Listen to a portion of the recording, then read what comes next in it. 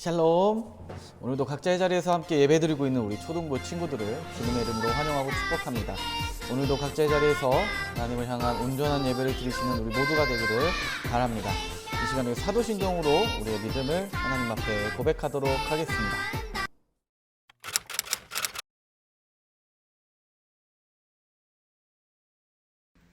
나는 전능하신 아버지 하나님 천지의 창조주를 믿습니다.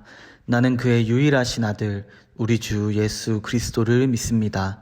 그는 성령으로 잉태되어 동정녀 마리아에게서 나시고 본디오 빌라도에게 고난을 받아 십자가에 못 박혀 죽으시고 장사된 지 사흘 만에 죽은 자 가운데서 다시 살아나셨으며 하늘에 오르시어 전능하신 아버지 하나님 우편에 앉아 계시다가 거기로부터 살아있는 자와 죽은 자를 심판하러 오십니다. 나는 성령을 믿으며 거룩한 공교회와 성도의 교제와 죄를 용서받는 것과 몸의 부활과 영생을 믿습니다. 아멘. 우리 초등부 광고사항입니다. 우리 초등부는 믿음의 씨앗 뿌리기를 진행하고 있습니다. 한 해 동안 우리 말씀을 얼마나 읽고 얼마나 가까이 할 것인지에 대한 결단의 시간입니다. 우리 친구들 각자의 자리에서 꼭 결단해 주시고요. 연말에 결단한 내용대로 얼마나 하나님의 말씀을 가까이 했는지 우리 확인하는 시간 갖도록 하겠습니다. 두 번째, 우리 초등부 예배 시간입니다. 우리 초등부 예배는 우리 9시, 10시 반, 12시 이렇게 하루에 3번 드립니다. 꼭 우리 각자에 맞는 시간에 예배 나오셔서 함께 예배 드리시기를 부탁드리고요. 또한 사정이 어려워서 아직까지 조심스러워서 온라인으로 예배드리기 원하는 친구들은 유튜브에서 용종중앙교회 교육부를 검색하시면 우리 초등부 예배를 함께 들으실 수 있습니다. 언제나 어디서나 어느 상황에서든지 꼭 예배를 드리며 주의를 거룩하게 지키시기를 부탁드립니다. 세 번째, 우리 사순절 우리 누가복음 필사 또한 우리 출석 확인 안내입니다. 우리 다가오는 다음 주의 18일까지는 꼭 우리 친구들이 필사한 것 또한 우리 새벽기도 우리 퍼즐 꼭 가지고 오셔야 저희가 확인해 드리고 소정의 상품으로 교환해 드리니 우리 친구들 꼭 기억해 주셔서 잊지 않고 늦지 말고 확인해 주시기를 부탁드리겠습니다. 광고 마치겠습니다. 우리 시간에 함께 찬양하도록 하겠습니다. 우리 계속해서 우리를 향해 주시는 하나님의 은혜, 하나님의 사랑을 기억하며 감사함으로 찬양하시기를 주님의 이름으로 부탁드립니다. 이 시간에 기쁨으로 함께 찬양하도록 하겠습니다.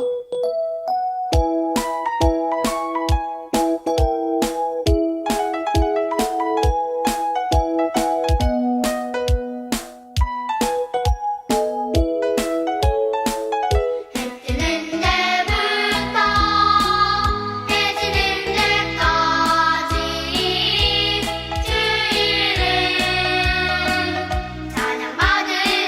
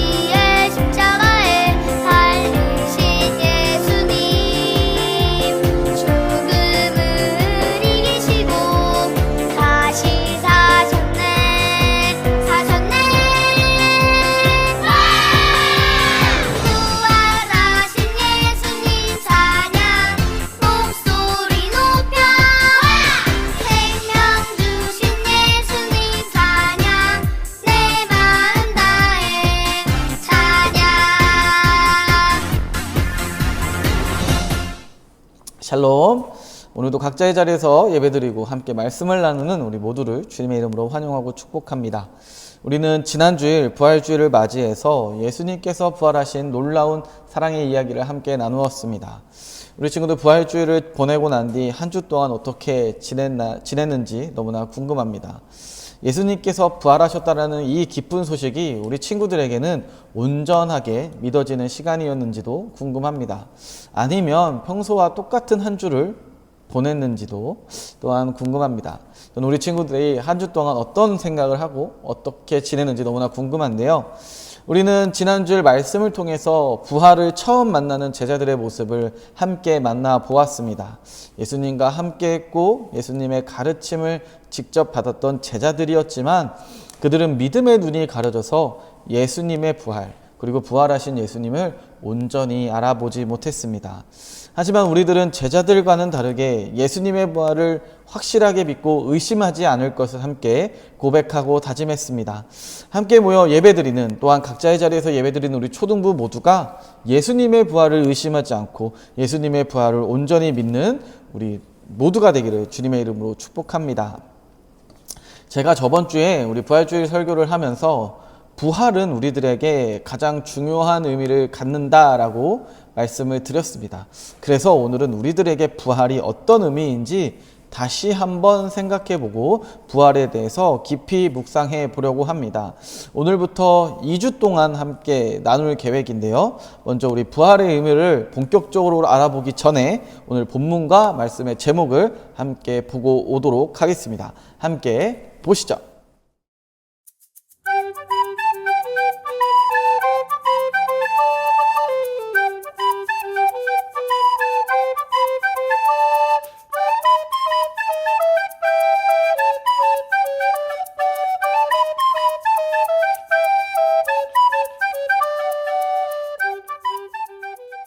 오늘 말씀의 제목은 바로 부활의 의미 파트 1입니다. 우리가 함께 읽은 고린도전서는 바울이 고린도 교회를 향해 쓴 편지입니다. 고린도 교회에는 많은 문제들이 있었습니다. 그 중에서도 예수님의 부활에 대해서 믿지 못하고 의심하고 부인하는 모습들이 등장하기 시작했습니다. 이러한 모습들 때문에 바울은 우리들에게 가장 중요한 의미를 갖고 있는, 예수님을 믿는 사람들에게 가장 중요한 의미를 갖고 있는 부활에 대해서 고린도 교인들에게 설명하고 있습니다. 우리가 함께 본 고린도전서 15장은 그러한 부활에 대한 이야기가 담겨 있는데, 그래서 고린도전서 15장을 사람들은 부활장이라고 부르기도 합니다. 그래서 오늘 고린도전서 15장을 통해 앞서 이야기한 대로 부활의 의미에 대해서 쭉 생각해 보고자 합니다. 바울은 고린도전서 15장을 통해 먼저 예수님의 부활은 성경의 예언이 그대로 이루어진 사실임을 설명하고 있습니다. 3절과 4절을 함께 볼까요? 함께 읽겠습니다. 내가 받은 것을 먼저 너희에게 전하였노니 이는 성경대로 그리스도께서 우리 죄를 위하여 죽으시고 장사 지낸 바 되셨다가 성경대로 사흘 만에 다시 살아나사. 아멘. 여기서 성경은 구약 성경을 의미하는데요. 성경에는 예수님이 우리의 죄를 대신해서 죽으실 것, 구약 성경에 정확하게 얘기하면 메시아, 구세주 등 우리의 죄를 위해 대신해서 죽으실 것이라는 예언들이 곳곳에서 나오고 있습니다. 그래서 바울은 성경대로라는 단어를 사용하고 있습니다. 대표적으로 우리가 먼저 함께 나누었던 이사야 53장인데요. 그 중에 10절을 다시 한번 보도록 하겠습니다. 여호와께서 그에게 상함을 받게 하시기를 원하사 질고를 당하게 하셨은즉 그의 영혼을 속건제물로 드리기에 이르면 그가 씨를 보게 되며 그의 날은 길 것이요 또 그의 손으로 여호와께서 기뻐하시는 뜻을 성취하리로다. 아멘. 바로 예수님을 우리의 죄 용서를 위해 제물 삼으시고 또한 부활하셔서 하나님의 기뻐하시는 뜻, 즉 하나님의 자녀를 구원하시는 하나님의 기쁜 뜻, 그것 또한 그것을 위한 예언, 그것을 위한 하나님의 약속, 그것을 이루시게 할 것이라는 의미입니다. 예언이 그대로 이루어졌다라는 것, 하나님의 약속이 그대로 이루어졌다라는 것, 그것은 바로 우리를 향한 하나님의 사랑이 절대 거짓말이 아니었다라는 이 사실, 놀라운 은혜를 의미합니다. 우리는 죄로 인해 죽을 수밖에 없었습니다. 그로 인해서 우리는 죽을 수밖에 없는 운명을 가지고 있었는데 우리를 사랑하신 하나님께서 약속하신 것입니다. 그리고 하나님의 예언자를 통해서 구원의 길을, 구원의 시간, 구원의 과정을 예언하신 것입니다. 사랑하는 초등부 여러분, 죄로 인해 죽을 수밖에 없는 죄인, 나를 살리시는 하나님의 사랑의 은혜, 또한 그 구원의 은혜를 온전히 기억하시기를 주님의 이름으로 축복합니다. 그래서 우리가 기억해야 할 부활의 의미, 첫 번째는요, 바로 부활은 우리를 사랑하신 하나님의 은혜입니다. 바로 우리를 위해 약속하신 구원의 약속을 이루시는 은혜입니다. 사랑하는 초등부 여러분, 가장 소중한 것을 내어주실 만큼 사랑하신, 가장 소중한 것을 내어주셔서 우리를 구원해 주신 그 약속을 이루시는 하나님의 놀라운 사랑의 은혜를 기억하시는 우리 모두가 되기를 다시 한번 주님의 이름으로 축복합니다. 그리고 이어서 우리가 기억해야 할 부활의 의미는 바로 부활은 사실이라는 것입니다. 즉 부활은 소설이나 누가 지어낸 이야기가 아니라는 의미입니다. 5절부터 8절을 우리 세 번역으로 한번 볼까요? 5절부터 읽겠습니다. 게바에게 나타나시고 다음에 12제자에게 나타나셨다고 하는 것입니다. 그 후에 그리스도께서는 한 번에 500명이 넘는 형제자매들에게 나타나셨는데 그 가운데 더러는 세상을 떠났지만 대다수는 지금도 살아 있습니다. 다음에 야고보에게 나타나시고 그 다음에 모든 사도들에게 나타나셨습니다. 그런데 맨 나중에 다리 차지 못하여 난 자와 같은 나에게도 나타나셨습니다. 아멘.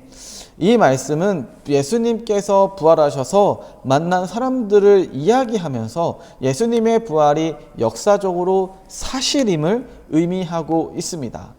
즉 예수님을 만난 모든 사람들을 통해서 그리스도 예수님의 부활이 허구, 소설, 지어낸 이야기가 아니라 사실임을 증거하고 있는 것입니다. 더욱이 이 주님의 부활을 목격했던 많은 사람들이 바울이 고린도전서를 쓸 때에도 분명히 살아 있었다고 6절 말씀을 통해서 증거하고 있는 것입니다. 그로 인해서 그리스도의 부활의 확실성, 정확성을 이야기하고 있는 것입니다.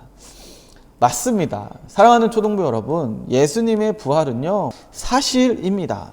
일반적으로 어떤 일에 대하여 사실인 것을 따질 때 증인은 많은 사람들이 필요하지 않습니다. 사실 한두 명이면 충분합니다. 그런데 말씀에서는 예수님의 부활의 증인이 500명이 넘고 있다고 이야기합니다.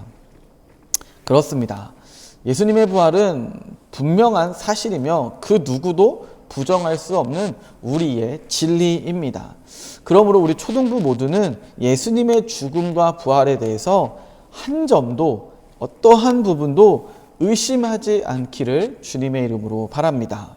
오늘은 부활의 의미를 알아보는 첫 번째 시간으로 두 가지를 함께 나누었습니다. 첫 번째, 부활은 하나님이 우리를 사랑하신 은혜입니다. 다시 말해서 죄로 인해 죽을 수밖에 없는 우리를 용서하시는 사랑의 은혜임을 우리가 함께 나누었습니다. 두 번째, 부활은 분명한 사실임을 우리가 함께 나누었습니다. 그렇기 때문에 우리는 그 사실을 의심하지 않고 분명히 믿어야 합니다. 이제 다음 주에 부활의 의미에 대해서 더욱더 알아보려고 합니다. 어쩌면 우리에게 더욱더 필요한 이야기일 수 있습니다. 먼저 우리가 부활에 대해서 알고 있는 것, 우리가 기억해야 하는 것을 먼저 나눠보는 시간을 가졌습니다.